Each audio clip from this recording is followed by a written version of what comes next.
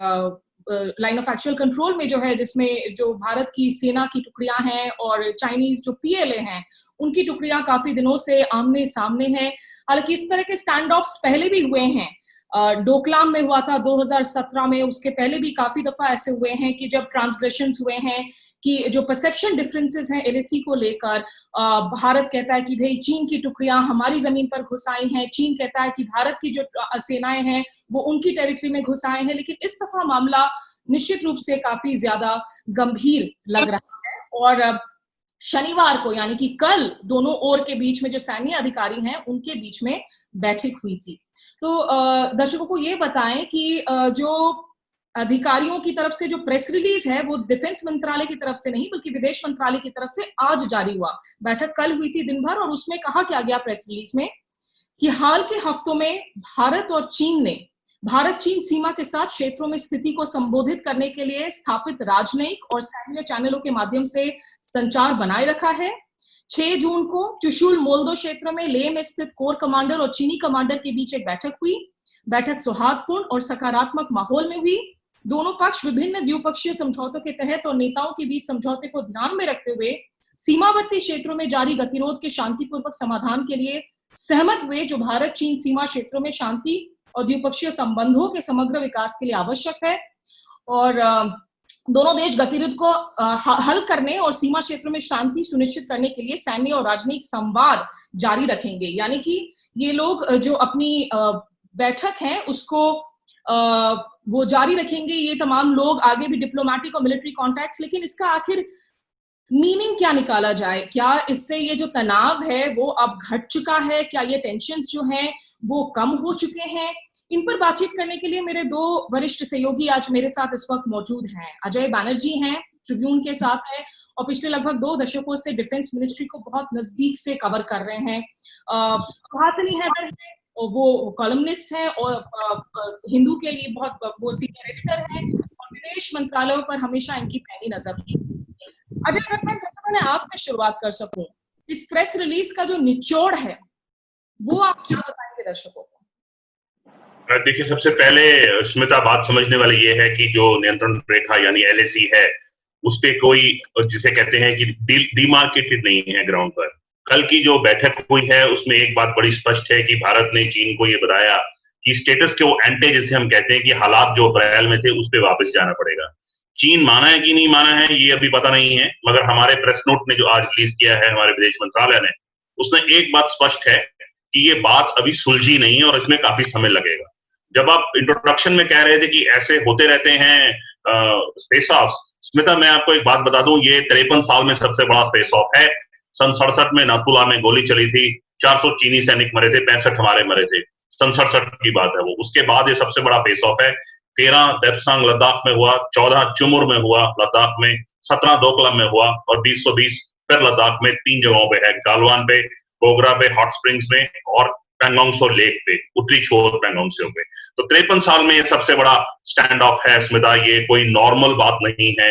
ये चीन की, शायद मेरा ये मानना है, चीन की तरफ से ये कवायद है कि नियंत्रण रेखा की जो अलाइनमेंट है उसको बदलने का प्रयास है मेरे हिसाब से स्मिता। अलाइनमेंट बदलने की जो कोशिश है आप बता रहे हैं अजय, और सुहासिनी के पास जाने के बाद एक तकनीकी सवाल का अगर आप जवाब दे सकें, क्योंकि भारत की तरफ से जो लेफ्टिनेंट जनरल हरिंदर सिंह है वो लेह में बेस्ड हमारे 14 कोर है उसकी कमांड करते हैं, उन्होंने नेतृत्व किया इन टॉक्स का। कुछ भ्रांतियां इसे लेकर भी आज मीडिया रिपोर्ट्स में आ रही थी कि चीन की तरफ से आखिर कौन आया था बातचीत करने के लिए, क्या ये लेवल सेम थे या नहीं। इस कोर कमांडर के लेवल पर बातचीत आमतौर पर होता था कि लोकल ग्राउंड लेवल माना जाता था इस तरह के ट्रांसग्रेशंस को, कि लोकल कमांडर्स की तरफ से कहीं कुछ एक्शन रिएक्शन हो गया है तो लोकल लेवल पर मीटिंग। ये सीनियर लेवल पर मीटिंग अपने आप में बहुत कुछ दर्शाता है अजय। जी बिल्कुल, एक लेफ्टिनेंट जनरल यानी 3 सितारा जनरल जो मीटिंग में गए थे, मैं, जो आपका सवाल है कि उनकी तरफ से क्या लेवल था, वो मेजर जनरल आए थे। मैं आपको इसका आंसर एक उदाहरण से दूंगा। पाकिस्तान के जो डीजीएमओ हैं वो मेजर जनरल हैं, हमारे डीजीएमओ लेफ्टिनेंट जनरल हैं, मगर पिछले 20 साल में जब 2 बार टॉक्स हुई हैं तो वो दोनों की बातचीत हुई है। तो रैंक्स ऊपर नीचे होती हैं। उनका जो साउथ सिंचियांग मिलिट्री डिस्ट्रिक्ट के कमांडर है वो मेजर जनरल है। हमारे यहाँ, ध्यान रहे दर्शकों को ये बता दूं, लेफ्टिनेंट जनरल 2 किस्म के ओहदे पर होते हैं, एक कोर कमांडर और एक आर्मी कमांडर। हमारे यहाँ भी फर्क है। तो हमारे जो लेफ्टिनेंट जनरल है वो उनके मेजर जनरल के सामने, जैसे मैंने उदाहरण दिया, डीजीएमओ पाकिस्तान के मेजर जनरल होते हैं और हमारे लेफ्टिनेंट जनरल होते हैं। जहां तक की बात है कि ये लोकल कमांडर की मीटिंग होती है, जी स्मिता, बॉर्डर पर्सनल मीटिंग कहा जाता है इसको। इसका अर्थ ही बड़ा स्पष्ट है, बॉर्डर पर्सनल, यानी बॉर्डर पे तैनात लोगों की मीटिंग। एक ब्रिगेड कमांडर के लेवल पे मीटिंग हुआ करती थी, बढ़ते हुए कभी कभी मेजर जनरल चला जाया करते थे। इस बार शायद मेमोरी में पहली बार है कि लेफ्टिनेंट जनरल साहब के एक रैंक का एक आदमी गया है उस मीटिंग में। तो ये इस बात से बड़ी चीज मानी जा रही है, बिकॉज ऐसा माना जा रहा था कि चीन ने पिछली 10 मीटिंग जो वहां हुई चुशूल में, उस हर मीटिंग में ये कहा कि ये हमारे लेवल की बात नहीं है। The officer on ground China में ये बोले हमारे अफसरों को कि ये हमारे लेवल की बात नहीं, हम पीछे पूछ के बताएंगे। तो भारत ने कहा अच्छा ठीक है, पीछे पूछ के बता दो। एक बात मैं और यहाँ जोड़ना चाहूंगा, अंतिम बात इसमें, 2005 का जो हमारा बॉर्डर पेट्रोल का समझौता है, 2013 का BTC border defence corporation agreement है, और जो भी हमारे कवायद हैं, ट्रीटीज हैं वहां पर, वो उनकी इन्फोर्समेंट ग्राउंड पे सेनाओं ने करनी है। सो ये बड़ी अहम बात है, सेना इन चीजों को इन्फोर्स करती है। जो वुहान स्पिरिट है, जो मोदी साहब और शी जिनपिंग साहब ने बोला, उसको जो इम्प्लीमेंट करना है वो सेना ने करना है। स्मिता, और जो वुहान की बात कर रहे हैं अजय, दर्शकों को याद दिला दूं कि डोकलाम का जब स्टैंड अप हुआ था, उसके बाद कहीं ना कहीं क्योंकि ब्रिक्स समिट होना था, नरेंद्र मोदी को चीन जाना था उसमें शिरकत करने के लिए, तो एक चीन पर भी दबाव था, शी जिनपिंग पर दबाव था कि कम से कम उस टकराव को खत्म करे ताकि एक रास्ता बने, नरेंद्र मोदी जाके उस समिट मीटिंग में शामिल हो सके। और उसके बाद जो अनआधिकारिक शिखर वार्ता का फॉर्मेट शुरू हुआ दोनों ओर के बीच में, नरेंद्र मोदी और शी जिनपिंग के बीच में, पहली मुलाकात वुहान में हुई और उसके बाद ममल्लापुरम यानी कि तमिलनाडु में हुई। सुहासिनी, आपको सेंस क्या मिल रहा है इस बातचीत के बाद? पिछले हफ्ते जो विदेश सचिव, जो ज्वाइंट सचिव लेवल, ज्वाइंट सेक्रेटरी लेवल के ऑफिसर्स हैं एमईए में दोनों ओर, विदेश मंत्रालय में जो चीन से हैंडल करते हैं, उन लोगों के बीच में भी कुछ बातचीत हुई थी। सेंस क्या मिल रहा है on record, of record conversation से? स्मिता, बिल्कुल मैं अजय के साथ सहमत हूँ कि ये जो हम देख रहे हैं पिछले महीने से, मई 5 तारीख को शायद पहला जो रिपोर्टेड इंसिडेंट पैंगोंग त्सो पे हुआ था, ये कोई आम स्कर्मिश नहीं है जो हम एलएसी पर वैसे देखते हैं।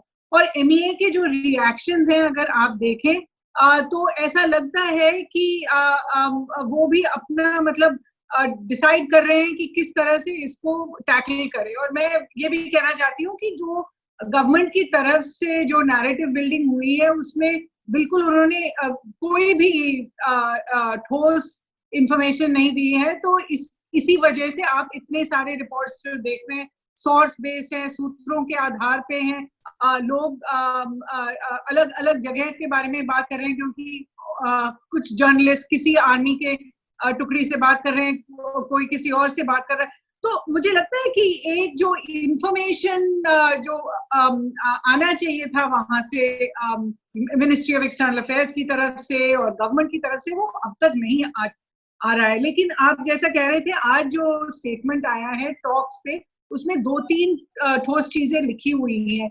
एक ये बात उन्होंने की है कि दोनों side maintain contacts, are maintaining contacts both diplomatic as well as military. तो एक तो ये इन्होंने साफ कह दिया है कि कॉन्टैक्ट्स बने रहे हैं पिछले कुछ हफ्तों से और अभी भी चलती रहेंगी। दूसरा, उन्होंने कहा कि ये 70वां साल है भारत और चीन के बीच के संबंधों में, और एक अर्ली रेजोल्यूशन की उन्होंने बात की है वहां पे। और तीसरी ये चीज उन्होंने कही है कि जो बातचीत हुई थी कल, और हमने इतने सारे मतलब रिपोर्ट सुने थे, लेकिन जो बातचीत कल हुई थी, उन्होंने कहा एक कॉर्डियल और पॉजिटिव एटमॉस्फेयर में हुई है। अब स्मिता, मैं इतना कहूंगी कि ये जो स्टेटमेंट है ये बहुत पॉजिटिव है, और लगता है कि ये किसी तरह से मतलब किसी तरह से इसको आगे नहीं ले जाना चाहते हैं इन अ सेंसेशनल वे। वो चाहते हैं कि, बल्कि वो तो कल पीआईबी ने एक ऐसा भी स्टेटमेंट दिया था कि मीडिया को इस पे कोई स्पेकुलेशन नहीं करनी चाहिए। तो आप देख सकते हैं कि गवर्नमेंट बहुत कोशिश कर रही है कि किसी तरह ये प्रॉब्लम जो एलएसी पे है वो निपटा लें, लेकिन मीडिया में किसी तरह की मतलब कोई किसी तरह की सेंसेशनलिज्म नहीं हो। और आपने देखा होगा कि जब हम पाकिस्तान के साथ इस तरह का पे कुछ होता है तो इससे बहुत हटके गवर्नमेंट का रवैया हुआ है। तो जब आप पूछते हैं कि MEA अंदर के सूत्रों से क्या मिल रहा है, मैं इतना जरूर कहूंगी कि गवर्नमेंट बहुत सोच समझ के फूक फूक के लोगों को कोई भी इंफॉर्मेशन दे रही है। सुहासिनी, चूंकि आपने उस PIB के उस ट्वीट का जिक्र किया जिसमें कहा गया उस डायरेक्टिव का, और दर्शकों को बता दूं उसमें क्या कहा गया था। PIB यानी कि प्रेस इंफॉर्मेशन ब्यूरो, तो सरकार की जो सूचना ब्यूरो है जो आधिकारिक जानकारियां सरकार की तरफ से लोगों तक और मीडिया तक पहुंचाती है, उन्होंने कहा कि any speculative and unsubstantiated reporting about India-China border situation would not be helpful and media is advised to refrain from such reporting. हालांकि ये भी मैं बता दूं दर्शकों को, क्योंकि हम लोग खुद इस बीट पर इतनी सालों से रिपोर्टिंग कर रहे हैं। डोकलाम के बाद हमने देखा था बहुत सारी बैकग्राउंड ब्रीफिंग्स हुआ करती थी, यहाँ तक कि कुछ ऐसे कॉलमनिस्ट्स को बुलाकर उनसे बातचीत किया करता था जो लोग टीवी स्टूडियो में जाके खुद से आंखें तरते हैं, आंखें लाल करते हैं, और सरकार की तरफ से कहीं ना कहीं बैकग्राउंड ब्रीफिंग्स में कहा गया था कि आप लोग थोड़ा शांत हो लें। सुहासिनी, ये जो नेशनल मीडिया पर जो सवाल हमेशा खड़े हो जाते हैं ना, in the name of national security, इस पर I would definitely like to hear from you before I go back to Ajay again for some more details. Is it really the job of the press to be silent, to not ask the questions because the government says that it will hamper national security? देखिए, national security तो हर आदमी अलग से define करेगा। आपका जो national security से आप जो समझेंगे, अजय जो समझेंगे, मैं समझूंगी, वो भी अलग होंगे। लेकिन इतना जरूर है कि जर्नलिस्ट की जो रिस्पॉन्सिबिलिटी है, जर्नलिस्ट की जो ड्यूटी है, वो लोगों को इन्फॉर्म करना है। तो मुझे नहीं लगता है कि इसमें जो नेशनल इंटरेस्ट गवर्नमेंट ले आती है उसका इतना कोई मतलब नहीं है, इन द सेंस कि जिस तरह हम देख रहे हैं LAC पे, आप देखिए 1 महीने पहले जब लोगों ने पहली रिपोर्ट्स छापी थी, अजय ने I think was one of the first to write about it as well, कि जब लोगों ने पहले छापा था तो गवर्नमेंट ने कहा कुछ भी नहीं है, बल्कि हम लगातार देख रहे हैं इस तरह के सूत्रों के हवाले से लोग कह रहे हैं कि वहां पर कुछ भी नहीं हो रहा है। लेकिन कुछ तो हो रहा है। अगर लेफ्टिनेंट जनरल के लेवल पे टॉक्स मिलिट्री की हो रही हैं, अब वो कह रहे हैं कि डिप्लोमेटिक टॉक्स हुई हैं, अब ऐसा सिचुएशन है कि आप चीन से भी काफी सारे मतलब स्टेटमेंट्स निकले हैं, और जो सैटेलाइट पिक्चर्स में दिख रहे हैं, जो हमने फोटोज में देखा है, और इसके अलावा जो सूत्रों ने कहा है, जो आर्मी के लोग बता रहे हैं, वहां पर जो स्टैंड ऑफ है एक जगह पे नहीं है, 4, 5, 6 जगहों पे है। May 5 से हमने जो देखा है नाकुला पास पे भी है, गलवान वैली के रिपोर्ट्स है, फिंगर्स जो पैंगोंग सो लेक पे जो फिंगर्स हैं उनके रिपोर्ट्स है, यहाँ तक डेप्सैंग और चुमर जो हमने सोचा था वहां पर नहीं होने वाला है किसी तरह का कंटेंशन, लेकिन वहां पर भी है। अगर इतने सारे रिपोर्ट्स आ रहे हैं तो एक तो ये है कि ये और जो सिचुएशंस है से अलग है, क्योंकि इसमें काफी सारे फ्रंट्स खुले हैं। दूसरी बात ये है कि जो जिन्होंने हमसे बात की है उन्होंने कहा है कि काफी तादाद में लोग हैं वहां पर, और फिर रक्षा मंत्री राजनाथ सिंह जी ने भी कहा कि चीन की जो सिपाही आए हैं काफी संख्या में आए हैं। तो इसका क्या मतलब है? ये तो पहले नहीं हो चुका है। और तीसरी ये बात है कि जो रिपोर्ट्स इंजरीज की आई हैं ये काफी सीरियस है। कुछ इंजरीज तो ऐसी सीरियस थी कि लोगों को लेह तक पहुंचाया गया, कुछ को चंडीगढ़ तक पहुंचाया गया। तो मुझे लगता है कि अगर इस तरह का माहौल बन रहा है, सिचुएशन बन रही है, हालांकि MEA ने अब तक बस यही कहा है कि सिचुएशन है LAC, ये नहीं बताया कि क्या सिचुएशन है। अगर इस तरह का सिचुएशन बन रहा है तो आई थिंक जर्नलिस्ट को रिपोर्ट करना ही होगा, ये हमारी रिस्पॉन्सिबिलिटी है। राइट और इनफैक्ट जो हमारे कुछ दर्शक हमारे साथ जुड़े हुए भी हैं उनका भी शुक्रिया अदा करना चाहूंगी। यहाँ पर अवनीश यादव गुड इवनिंग कह रहे हैं, हमें आपको भी गुड इवनिंग, और कह रहे हैं कि मैडम मीटिंग का कंक्लूजन कुछ निकला कि नहीं।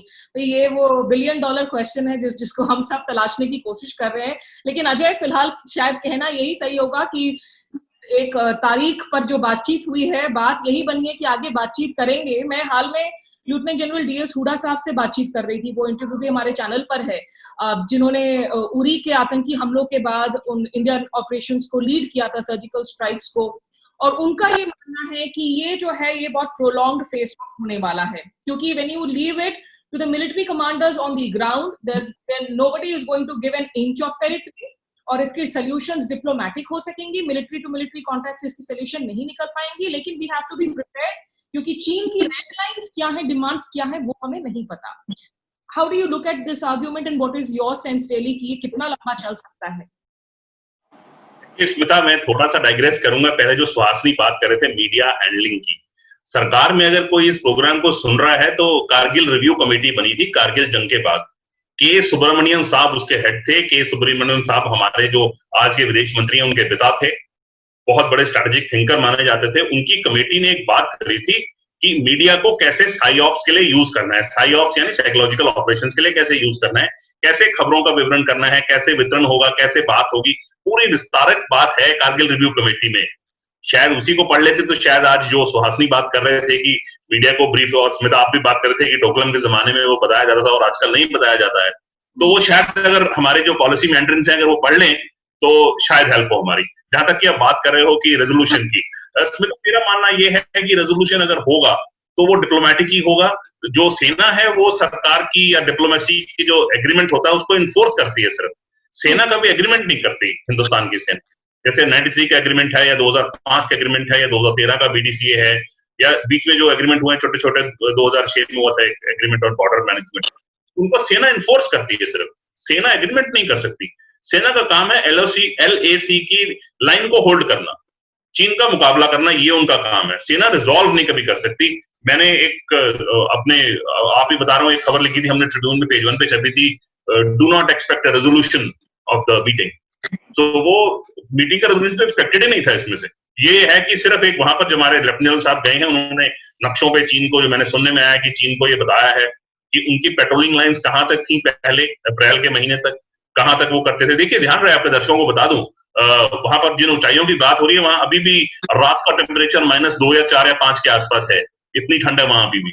और ये जो अप्रैल के महीने के बाद थोड़ी सी स्नो मेल्ट शुरू होती है, थोड़ा बर्फ पिघलना शुरू होता है, तो पेट्रोलिंग शुरू होती है दोनों तरफों से, हिंदुस्तान से भी और चाइना से भी।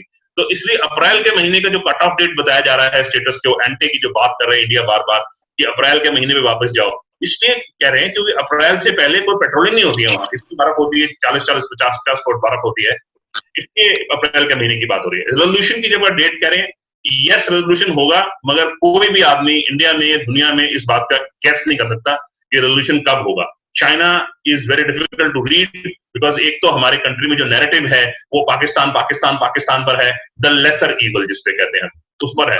चाइना पे हमारी कंट्री में कितने डिबेट होते हैं, कौन से चैनल पे डिबेट होता है, कौन बात करता है, सेमिनार्स में सुनते हैं चाइना के बारे में, वहीं पर रह जाती है बात। कभी अखबारों में छपता है, 2-4 अखबार हैं उनके बारे में रिपोर्ट करते हैं, 2-4 अखबार हैं उनकी बातें करते हैं, कोई चैनल पे कोई विवरण नहीं है चाइना का, चाइना क्या कर रहा है, नहीं कर रहा है, चाइना की इन्वेस्टमेंट क्या है, कौन चाइना की तरफ से इन्वेस्टमेंट कर रहा है, कौन चाइना के मीडिया के गार्ड में यहाँ घूम रहा है, किसी को कुछ नहीं पता है।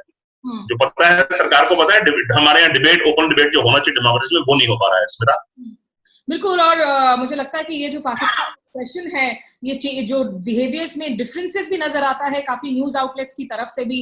लेकिन अजय, क्या कोई इस वक्त जानकारी मिली है कि अगली जो बातचीत है, क्या उसके लिए तारीख क्या होगा या किस लेवल पर बातचीत होगी? क्या वो कॉन्टूर्स कुछ तय किए गए हैं इस वक्त? नहीं, देखिए लेफ्टिनेंट जनरल के ऊपर तो कोई मीटिंग ही नहीं हो सकती। फाइनल मीटिंग थी वो, तो उसके ऊपर कोई मीटिंग ही नहीं हो सकता है, वो फाइनल अथॉरिटी है। उसके बाद तो अब आर्मी चीफ ही मिलने जा सकते हैं PLA के चीफ को, उसके बाद तो रह कुछ नहीं गया। तो लेफ्टिनेंट जनरल शायद दोबारा नहीं जाएंगे, अभी कोई बातचीत की डेट तय नहीं हुई है। हाँ, ये जरूर है कि अब की जो मीटिंग होगी वो इंडिया की तरफ से होगी। अभी चाइना में मीटिंग हो रहा है, चाइना के बॉर्डर पे 2 चुशूल इंडिया में है, मोल्डो चाइना में है। मोल्डो में मीटिंग हुआ था, अगली बार मीटिंग चुशूल में होगी, या कहीं और जहां इंडिया चाहेगा, अगर चाइना मानेगा तब, बिकॉज ये म्यूचुअल एग्रीमेंट से मीटिंग होती है, ये नहीं कि आपने मीटिंग कर ली और वो आ गए। ध्यान रहे कि हमने चाइना के साथ कई सारे अलायंसेस, कई सारे बड़े बड़े लफ्जात वाले हमारे स्टेटमेंट्स हैं, MEA की वेबसाइट पर रखे, उनको आप ध्यान से देखें तो वो जो बड़े बड़े लफ्जात वाले स्टेटमेंट है, मेरे को ऐसे लग रहा है कि हम चाइना को मिसरीड कर गए पिछले 8-10 साल में। मेरे को ऐसे लग रहा है, मतलब कि चाइना को हम मिसरीड कर गए। हमें उनको डिस्टेंस पे रखना चाहिए था, थोड़ा दूर रखना चाहिए था, जैसे पाकिस्तान को रखते हैं। चाइना के साथ शायद हम ज्यादा घुलने मिलने की कोशिश में शायद चाइना को मिसलीड कर गए, मेरा मानना यह है इसमें। अच्छा, चलिए, वो इंटरेस्टिंग पर्सपेक्टिव है। हालांकि भारत और चीन की अगर आज हम इकोनॉमीज की बात करें, इकोनॉमिक इंटीग्रेशन की बात करें, ऐसा नहीं है कि इसमें जो ट्रेड डेफिसिट है उसकी हम बात करते हैं जो भारत के लिए डिसएडवांटेज है, क्योंकि ज्यादातर वो फेवरेबल चीन के लिए है, ह्यूज ट्रेड डेफिसिट है। लेकिन सुहासिनी, अगर चीन के साथ हम रिश्तों की यहाँ पर बात कर रहे हैं और 2005-2013 के प्रोटोकॉल्स का जिक्र किया अजय ने, जो एग्जिस्टिंग प्रोटोकॉल और मैकेनिज्म्स हैं दोनों देशों के बीच में, ताकि कम से कम जब तक ये बॉर्डर डिस्प्यूट पूरी तरीके से सेटल ना हो जाए, जिसके लिए बाकायदा स्पेशल रिप्रेजेंटेटिव्स हैं बॉर्डर टॉक्स करने के लिए, इस वक्त भारत की तरफ से राष्ट्रीय सुरक्षा सलाहकार अजीत डोवल हैं और वहां से वांगी हैं जो स्टेट काउंसिलर रह चुके हैं। क्या ये प्रोटोकॉल्स फेल हो रही हैं? क्या नए प्रोटोकॉल्स की जरूरत है या नए प्रोटोकॉल्स करने से फायदा नहीं है? क्योंकि अगर दोनों साइड उसको अपहोल्ड नहीं करते हैं तो आप चाहे नए प्रोटोकॉल लेकर आइए, ये पुराने वाले, उसका कोई मतलब नहीं रहता। देखिए, ये तो जरूर है कि 2013 और 2020 में काफी अंतर है, दोनों चीन की तरफ से और भारत की तरफ से। तो अगर हम कहें कि उसी प्रोटोकॉल पे हम चलते रहे, हालांकि उसके पहले 93 में एक प्रोटोकॉल था, 96 में एक था, 2005 में एक है, और उसके बाद भी हम अपडेट करते रहे हैं। तो जाहिर है कि 2020 में भी कुछ तो निगोसिएशंस होनी चाहिए, जिससे जो बॉर्डर प्रोटोकॉल्स हैं उनको फिर से देखा जाए। ये मद्देनजर रखते हुए कि चीन में भी काफी मतलब चेंजेस हुई हैं। शिनजियांग जो उन दिनों में इतना वहां पर चीन की इतनी फौज नहीं हुआ करती थी, अब है। और भारत की तरफ से जो चेंजेस हुए हैं जम्मू कश्मीर में, जो लद्दाख के साथ चेंजेस हुए हैं, जो भारत का अब स्टांस भी है, मिलिट्री स्टांस भी है, वो भी चेंज हो चुका है। तो मुझे लगता है कि इस पे खुल के बातचीत करना जरूरी होगा कि किस तरह से प्रोटोकॉल्स होनी चाहिए। आप कौन सा इंफ्रास्ट्रक्चर बनाना चाहते हो, हम कौन सा इंफ्रास्ट्रक्चर बनाना चाहते हैं। ये नहीं कि हम दोनों अगर कहें कि आप अपने तरफ पे जो भी करना चाहते हैं आप कर लें। चीन ने तो बिल्कुल LAC तक, और कुछ तो कहते हैं कि इंडियन पेट्रोलिंग एरिया में भी चीन ने रास्ते बनाए हुए हैं। और भारत अब ये कोशिश कर रहा है कि वहां पर रास्ते बनाए, ब्रिजेस बनाए, बॉर्डर पोस्ट बनाए। तो एक तो ये प्रोटोकॉल को डेफिनेटली आई थिंक अपडेट करने की उसकी जरूरत है। लेकिन इसके अलावा जो अजय कह रहे थे मिस रीडिंग पे, हमें देखना पड़ेगा। अगर हमने डिसाइड किया है और अगर हम सब सहमत हैं कि जो हम देख रहे हैं चीन के रवैये में, उसमें कुछ अलग है, कि कुछ हो रहा है जो पहले नहीं हुआ था, तो हमें सोचना पड़ेगा कि ये जो चेंजेस हैं, क्या ये टैक्टिकल है, क्या ये सिर्फ समर के महीने में जब आइस पिघलता है तब इस तरह के इंसिडेंट्स होते हैं। तो मुझे लगता है ये अब सब मान रहे हैं कि ये उस तरह का इंसिडेंट नहीं है। दूसरी बात, क्या ये स्ट्रेटेजिक है? क्या चीन सिर्फ हमारे रोड्स को स्टॉप करना चाहता है? ये जो DBO है, जो शोक रिवर से शुरू होता है और काराकोरम पास तक जाता है, क्या ये रास्ते को रोकना चाहते हैं? क्या ये ब्रिजेस को रोकना चाहते हैं?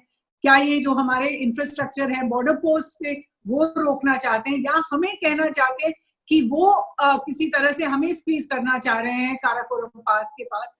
अब ये देखना पड़ेगा।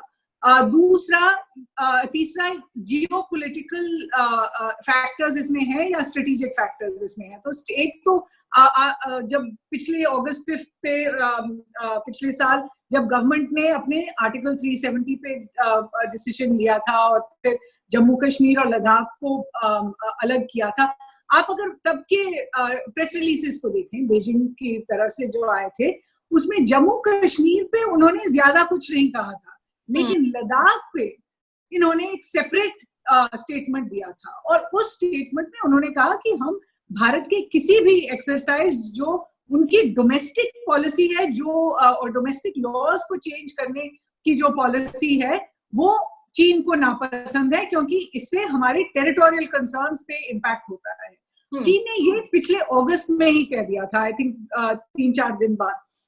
तो हमने इस पे ज्यादा ध्यान नहीं दिया था, क्योंकि external affairs minister S Jaishankar तुरंत वहां बीजिंग पहुंच गए थे, उन्होंने उनसे बात की थी। लेकिन इतना जरूर है कि क्या हमने उनके सारे डाउट्स उस पर क्लियर किए थे या नहीं। और तीसरी बात और चौथी बात जो मैं कहना चाह रही थी कि इसमें जियोपॉलिटिकल अगर कुछ धागे हैं, तो हमें देखना पड़ेगा कि हर बार जब भारत US के साथ संबंध बढ़ाने की बात करता है, स्पेशली जो साउथ चाइना सी में इंडो पैसिफिक की जो बात होती है, मैरिटाइम सिचुएशन पे जहां भारत जैसे क्वाड में हिस्सा ले रही है ऑस्ट्रेलिया, जापान, अमेरिका के साथ, तब चीन हमें याद दिला देती है एक तरह से कि हमारा उनके साथ 3,000 से ज्यादा 3,500 किलोमीटर की बाउंड्री है। क्योंकि US, ऑस्ट्रेलिया और जापान की कोई लैंड बाउंड्री नहीं है चीन के साथ इस तरह की, और हमारी है। और ये डिस्प्यूटेड लैंड बाउंड्री है, ये अनडिमार्केटेड है।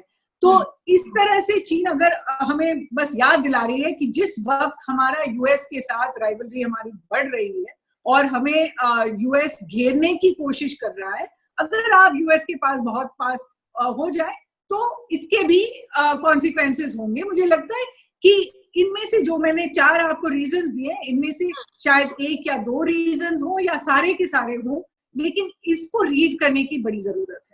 ठीक है, आखिरी 10 मिनट हैं और इसमें मैं थोड़ा सा इंक्लूड कर लेना चाहूंगी। मेधा तुष्टि लिख रही हैं कि is China taking advantage of this epidemic situation by putting pressure on the government in India. Bhushan Rai लिख रहे हैं कि China is getting paranoid because of the international coalition formed under the leadership of US and India.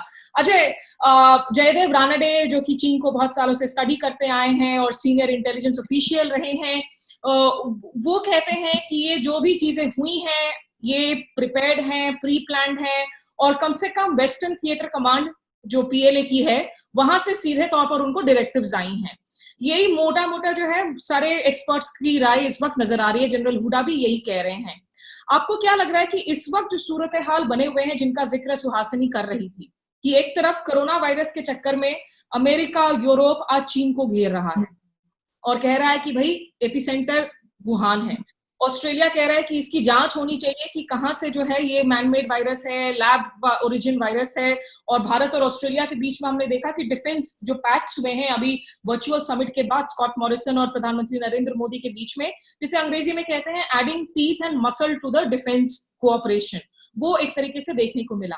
तो जो army के सैन्य अधिकारियों से आपकी बातचीत हो रही है, क्या उनको लगता है कि ये जियोपॉलिटिकल कंडीशंस दरअसल में ट्रिगर है, या जो अक्साई चीन पर possible impact of reorganisation of Jammu Kashmir and Ladakh into 2 union territories का सवाल है, वो एक ट्रिगर पॉइंट रहा था पिछले साल से? देखिए, मैं आपको पहले एक बात समझाता हूँ। अक्साई चीन के सामने हमारा इलाका है जिसे हम कहते हैं सब सेक्टर नॉर्थ। ये शुरू होता है शायोक, हमारा लास्ट गांव है, उसके बाद कोई सिविलियन एंट्री नहीं है। एक सड़क जाती है 235 किलोमीटर की शायोक से लेके और डीबीओ तक। डीबीओ यानी दौलत बेग होल्डिंग, वहां पर हमारा एक एयर स्ट्रिप है जो 2008 में एक्टिवेट हुआ था। हाँ, पहले चला करता था किसी टाइम में, 2008 में एक्टिवेट किया गया था, दोबारा से रीएक्टिवेट किया गया था। तो ये जो 235 किलोमीटर का फासला है, इसके सामने जो पहाड़ी क्षेत्र है, मैं वहां 2016 में गया था, सेना हमको ले गई थी 3-4 पत्रकारों को। स्मिता, आपको एक बात बता दूं मैं कि ये जो क्षेत्र है, पहाड़ी क्षेत्र, जैसे शायोक रिवर अगर बह रहा है, उसके जो पूर्वी किनारा है, ईस्टर्न शोर, जिसकी तरफ अक्साई चीन पड़ेगा, वहां जो माउंटेन रेंजेस हैं वो इतनी जैगेड हैं, इतनी खतरनाक हैं, इतनी डेंजरस हैं और इतनी अनसरमाउंटेबल हैं कि चीन के पास उस इलाके में, उस 235 किलोमीटर के इलाके में मुश्किल से 20 या 22 किलोमीटर का एक गैप आता है जहां चीन के पास एडवांटेज है, बाकी इलाके में हमारा एडवांटेज है। जैसे गालवान, आपने वीडियोस देखे मुझे सोशल मीडिया पे चल रहे हैं, उसमें आप देख सकते हैं जो घाटी में हम लोग चल रहे हैं, आगे पीछे माउंटेन देखिए आप, अनसरमाउंटेबल माउंटेन्स हैं। बर्फ पड़ जाएगी तो बिल्कुल वहां बर्फ आ जाएगी ऊपर से। अभी बर्फ पिघली हुई है 4 महीने के लिए, अक्टूबर में वहां फिर से बर्फ पड़ जाएगी। तो मेरा मानना यह है, जो गालवान में या ऊपर चीन करने की कोशिश कर रहा है, वो उनको लग रहा है कि जो इंडिया की रोड बनी है, जिसे हम दारबुक शायोक डीएसडीबीओ रोड कहते हैं, उस रोड को इंडिया यूज कर सकता है, अक्साई चीन को दोबारा से अटैक करके कब्जे में लेने की कोशिश कर सकता है। बिकॉज चीन की सड़कें और उनका जो रोड नेटवर्क है उस इलाके में थोड़ा सा दूर है, बिकॉज वहां माउंटेन ऐसे हैं, टेरेन ऐसा है कि चीन वहां थोड़ा जिसे कहते हैं कम आंका जाता है उस इलाके में। जहां तक की बात है, जो सुहासिनी कह रहे थे कि ये जियोपॉलिटिकल सिचुएशन है, देखिए चीन के माइंड को हम बहुत पोरली रीड करते हैं, मेरा मानना है। चुनिंदा 10 या 12 लोग हैं जो इंडिया दिल्ली में बैठे हैं, जो स्ट्रेटेजिक एक्सपर्ट्स कहा जाते हैं, जो मैंडरिन बोलते हैं, जिनको मालूम है चीन क्या कर रहा है, जो सुबह उठ के चीन के बारे पढ़ते हैं, जिनकी इंटरेक्शंस हैं, क्या चल रहा है उनके, अगर आप उनसे बात करें, अब मैं उनके नाम लूंगा तो अच्छा लगेगा, 10-12 लोग हैं मुश्किल से, तो उनसे अगर आप बात करें तो वो ये कहते हैं कि देखो चाइना को रीड करना मुश्किल है, मगर नामुमकिन नहीं है। जैसे वो फिल्मी डायलॉग है ना, नामुमकिन नहीं है, अगर आप उसको रीड करेंगे तो ये जियोपॉलिटिकल सिनेरियो बीच में आता है, बहुत सारे सिनेरियोस बीच में आते हैं। जहां तक कि आपने स्मिता बात कही कि पीएलए के वेस्टर्न थिएटर को ऊपर से ऑर्डर था, मेरा मानना यह है कि रानडे साहब ने थोड़ी सी बात और आगे कही थी कि शायद ये डायरेक्शन सीएमसी यानी चाइना मिलिट्री कमीशन का था, जिसको शी खुद हेड करते हैं।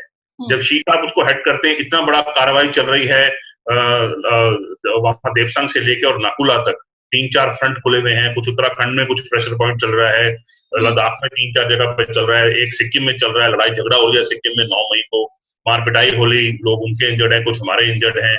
और आप देखिए इतनी बड़ी बात चल रही है और सिक्किम में चल रही है जहां पर बॉर्डर सेटल्ड है, इंटरनेशनल बॉर्डर है। इसका मतलब है कि कोई पीछे से एक स्ट्रेटेजिक यानी सामरिक सोच है चीन की, जो शायद हम अच्छी तरीके से रीड नहीं कर पाए हैं कि ये क्यों हो रहा है। जी, जियोपॉलिटिकल सिचुएशन हो सकती है, उनके अपने कंपल्सन हो सकते हैं, बहुत सारे इशू हो सकते हैं इसमें। ठीक है, मैं बस आखिरी जो है अब लास्ट कमेंट्स लूंगी आप दोनों से ही। और इब्राहिम लिखते हैं कि India is building road, runway and other military installations in the disputed area. देखिए, इंडिया की जो ढांचागत जो निर्माण कार्य है वो अपने एरिया में चल रही है, ठीक जैसे चीन ने किया है। और ये हमें मानकर चलना चाहिए कि आज की तारीख में भी चीन हमसे कहीं एडवांस्ड है, अगर आप उनकी मिलिट्री स्ट्रैटेजिक प्रिपेयर्डनेस को देखें। और कोरोना वायरस के बावजूद चीन के डिफेंस बजट में अभी भी जो है बढ़ावा ही नजर आ रहा है। लेकिन ये ऐसा नहीं है कि भारत ने कोई भी काम नहीं किया है। जिससे दौलत बेग ओल्डी का जिक्र कर रहे हैं अजय, वो अपने आप में इंडिया को आज की तारीख में पहले के मुकाबले कहीं ज्यादा स्ट्रेटेजिक एडवांटेज देता है। साइऑप्स का जिक्र किया था सुहासिनी, आखिरी में ब्रीफली आपसे कमेंट्स लेना चाहूंगी। एक तरफ जहां ये स्टेटमेंट्स आ रहे हैं कि भाई बातचीत करेंगे, चीनी जो यहाँ पर एम्बेसडर हैं सुन वेदोंग, वो रह कर ट्विटर पर अपनी बयान देते रहते हैं कि नहीं सब कुछ अच्छा है, कोरोना में हम कोऑपरेशन कर रहे हैं। लेकिन आज ये ग्लोबल टाइम्स का अगर आप एक वीडियो देखें जिसमें उन लोगों ने वो दिखा रहे हैं कि several thousand soldiers with a Chinese PLA Air Force Airborne Brigade took just a few hours to maneuver from central China's Hubei province to northwestern high altitude region amid the China-India border tensions. Basically दिखाने की कोशिश कि भाई हम कहां से कहां तक जल्दी हमारी सेनाओं को पहुंचा सकते हैं। ग्लोबल टाइम्स स्टेट मीडिया के तौर पर देखा जाता है। इनकी तरफ से अगर कोई भी रिपोर्ट आती है, क्या ये कहा जाए कि ये सीधे बीजिंग की तरफ से आ रहे हैं, या हमारे यहाँ पर भी कुछ जैसे हाइपर नेशनल टीवी चैनल्स हैं उससे इक्वेट किया जा सकता है इन्हें?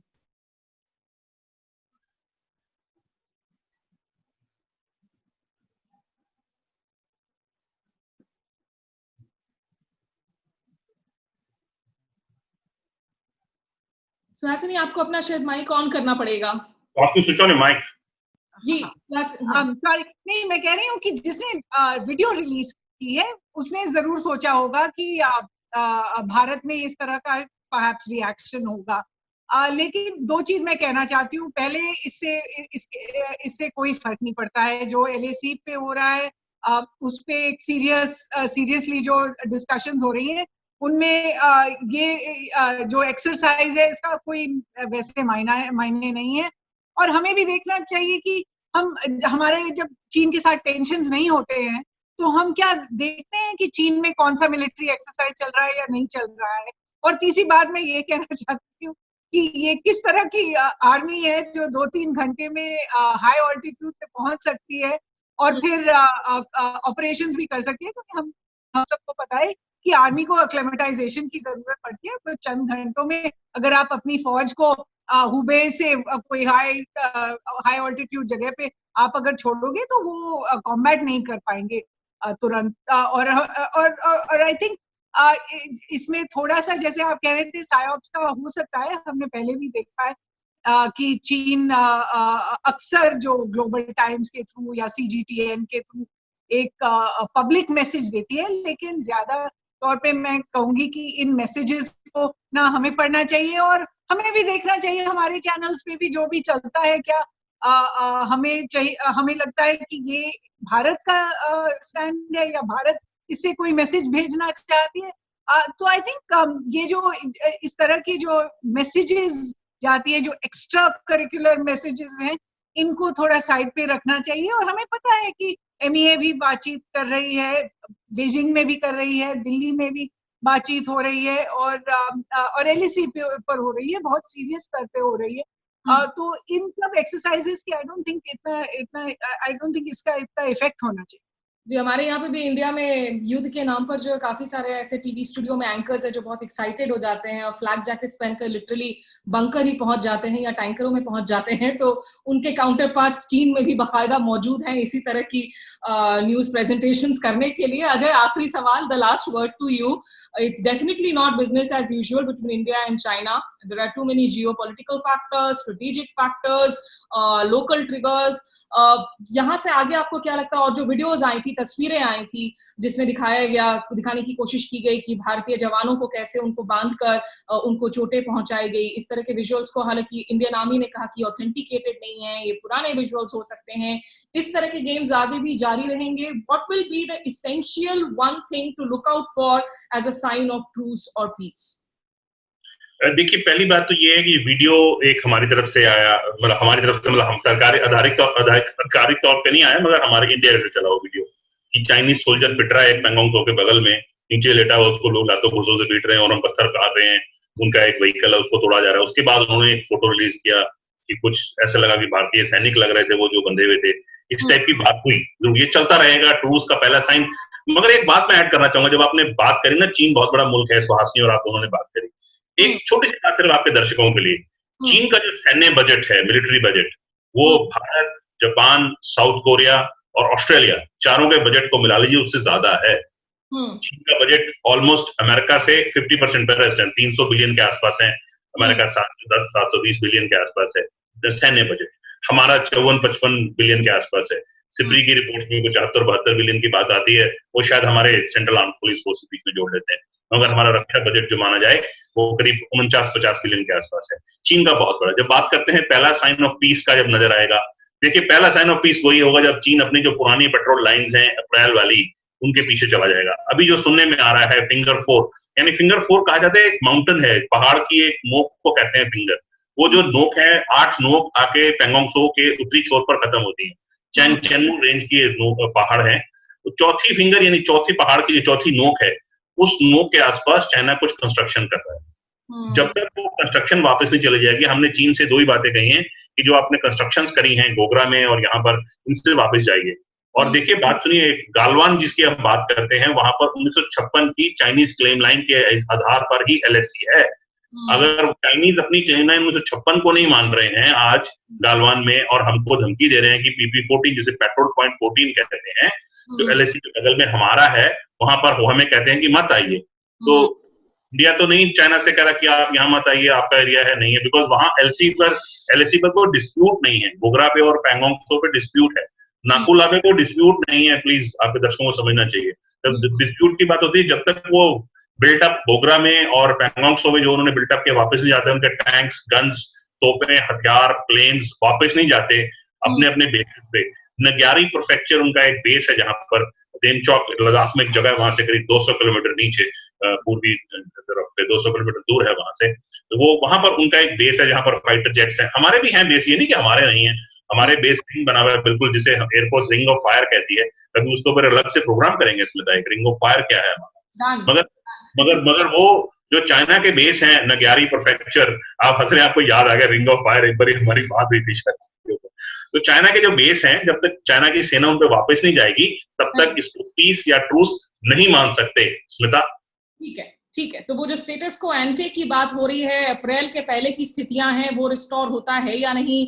अगली अब बातचीत, अब निश्चित रूप से भारत के जो राजदूत है वहां विक्रम मिस्री, उनकी भी काफी फोन लाइंस डायल हो रही होंगी। यहाँ विदेश सचिव हर्ष श्रृंगला के साथ में खुद विदेश मंत्री जयशंकर, जो कि चाइना हैंड माने जाते हैं, चाइना एक्सपर्ट माने जाते हैं, चीन को बहुत करीब से उन्होंने खुद भी देखा है, तो तमाम तरीके की जो है बातचीत चल रही है। लेकिन जैसा अजय बता रहे थे, जो सबसे चिंताजनक बात थी, जिसे इंडियन एक्सप्रेस ने भी कल की अखबार में कहा था कि 2 LAC flash points are not in the list of identified area still contested, जिसमें कि गालवान वैली और हॉट स्प्रिंग की बात हो रही है। और सुहासिनी के अखबार हिंदू में आज का जो हेडलाइन है कि border meet sets stage for more talks. मुझे लगता है फिलहाल कंक्लूजन यही है इस बातचीत से कि आगे बातचीत होती रहेगी, it's not going to be business as usual, लेकिन बहुत पेचीदगियां हैं और आगे सरकार के लिए यहाँ पर जो है चुनौतियां बनी रहेंगी। फिलहाल रविवार के शाम को अजय और सुहासिनी, आप दोनों ने वक्त निकाला इस चर्चा में जुड़ने के लिए, और हमारे दर्शकों ने भी इसमें ट्यून इन किया, बहुत शुक्रिया। कोशिश रहेगी कि इस तरह के मामलों पर जो है विस्तृत जानकारियों के साथ और एक्सपर्ट पैनल्स के साथ आगे भी हम इन चर्चाओं को आप तक मेरे इस यूट्यूब चैनल के जरिए पहुंचा सकूं। अच्छा लगा तो फीडबैक जरूर दीजिएगा यूट्यूब पर, हमारे फेसबुक पेज पर। बहुत शुक्रिया, नमस्कार।